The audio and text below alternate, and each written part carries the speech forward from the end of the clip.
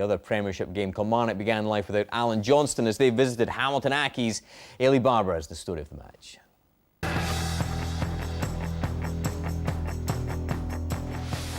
Gary Locke made over 100 appearances for Kilmarnock as a player, but against Accies he would lead the team from the dugout after being named interim manager in the wake of Alan Johnston's departure. It was Hamilton who threatened first though in a dominant first half performance. Danny Redmond showing great pace to set up Jason Scotland, who showed composure in the turn, if not quite in the finish. Redmond was proving difficult to handle in the Accies attack, and he then forced the best from Kilmarnock keeper Craig Samson with this curling effort.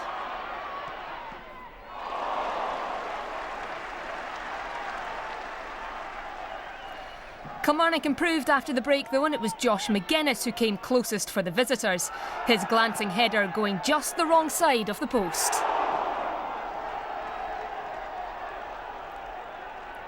Youngster Craig Slater then tried his luck from distance, a fizzing effort, but it didn't worry goalkeeper Michael McGovern.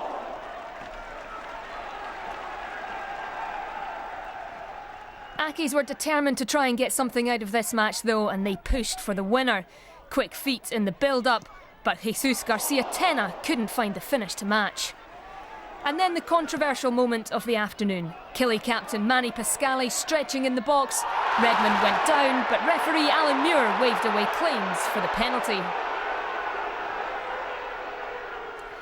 Accies came close again right at the death. Ali Crawford poking the ball goalwards, but just wide. Not to be for the home side, but Gary Locke begins his tenure in charge of Kilmarnock, for however long that may be, with a point and a clean sheet. Overall, I think clean sheet is a big positive for us. We've not had enough of them this season, so getting a clean sheet, and obviously the boys worked ever so hard as well. So enormous credit to the boys. It's been a difficult few days, but I thought we responded in the right manner today. And here's the Premiership table. As we know, Aberdeen now level on points with Celtic at the top there on 51 points. Kilmarnock now 4 points behind Dundee after that point at Hamilton. Accies, Stuart, do you think Gary Locke could be the full-time permanent successor at Kilmarnock? Yeah, I certainly do. I think he did. He finished off really strongly last season with Hearts. I think Hearts are reaping the benefits now with putting all the kids in like Gary did. He's a good coach, he's a smashing lad, he's dedicated to it, he's had a good time at Kilmarnock there, and I think he will probably get a job. It depends how he does between now and the end of the season, but yeah, I wish him well. Pat, were you surprised that Alan Johnston decided it was, well, time up? He wanted to stay until the end of the season, but the board had other ideas. Yeah, it's an odd thing that's happening a lot in Scottish football just now, that people are saying, I'm going to work my time.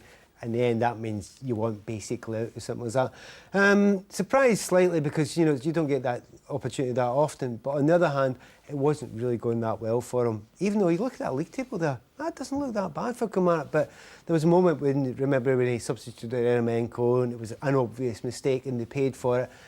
And the fans started to turn a little bit on him then. And it's always something slightly sad in that, because he was a much, much loved player down there as well. And when you lose that, and you don't want to lose all of that, there was a chance that was going to go. So saddened to see him I think go. the catalyst was losing Muirhead at midnight on the deadline, and I think that was the start of it, and he decided, enough was enough, which I can understand. Absolutely. Stuart, Pat, thank you very much.